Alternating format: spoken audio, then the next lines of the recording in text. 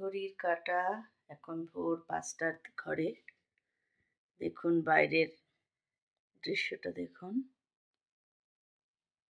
কেমন অন্ধকার, দেখেছেন? এখনো আলো ফোটেনি, ভালোই অন্ধকার আছে, আর বেশ হালকা হালকা একটু ঠান্ডা আছে।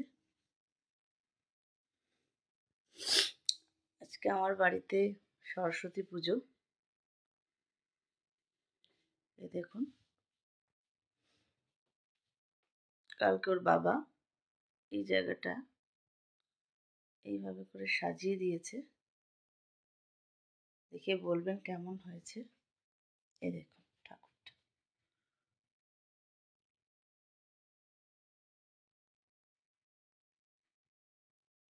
এই দেখুন কেমন হয়েছে সাজানোটা, বলবেন।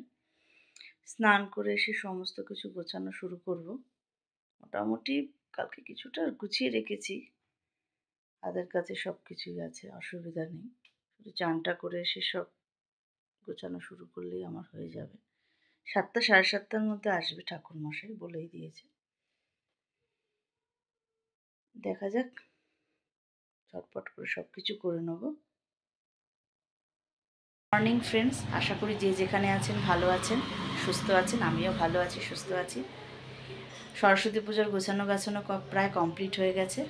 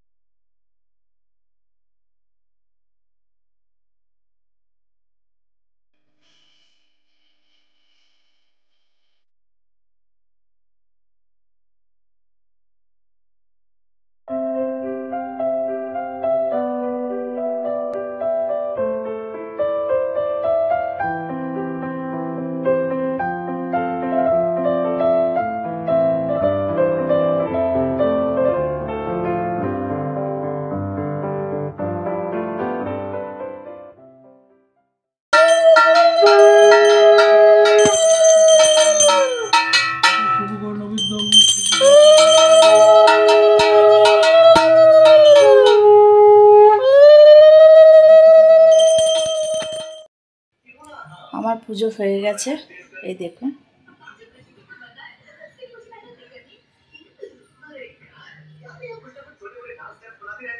পুজো কমপ্লিট।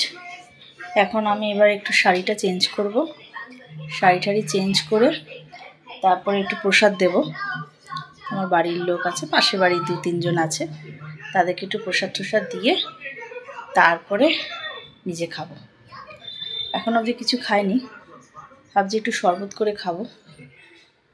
উপোসের পরে না অত যে খিদে পায় সেটা কিন্তু নয়, জলটা টানে। দেখি জলটা খেয়ে নেব, ঠিক আছে?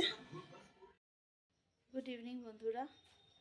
এই একটু এখন বেরোবো। আমাদের এখানে কাছাকাছি কটা সরস্বতী পুজো ভালোই হয়, বেশ বড়ই হয়, সে একটু দেখতে বেরোচ্ছি। চলুন ঘুরে আসি।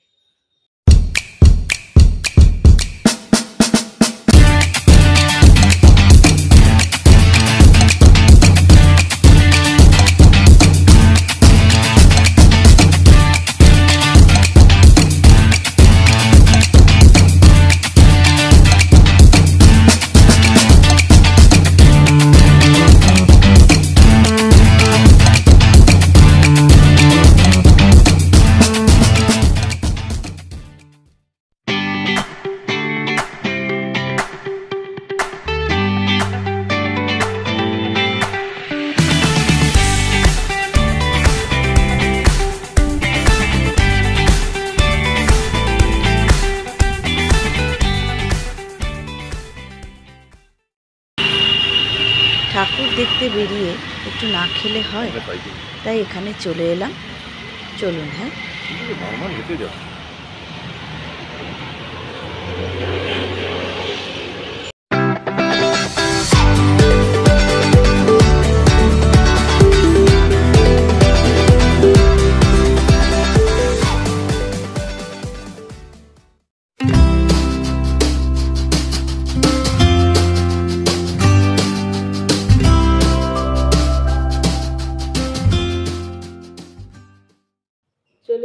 ঠাকুর দেখে রাস্তায় মারাত্মক জ্যাম। দুর্গাপুজোর ঠাকুর দেখতে বেরিয়েছি না সরস্বতী পুজোর ঠাকুর দেখতে বেরিয়েছি বুঝতে পারছি না, এতটাই জ্যাম। এত জ্যাম যে আমি মোবাইল বার করতেই পারিনি সেরকমভাবে, আর তার জন্য আমি ভিডিও করতে পারিনি সেরকমভাবে।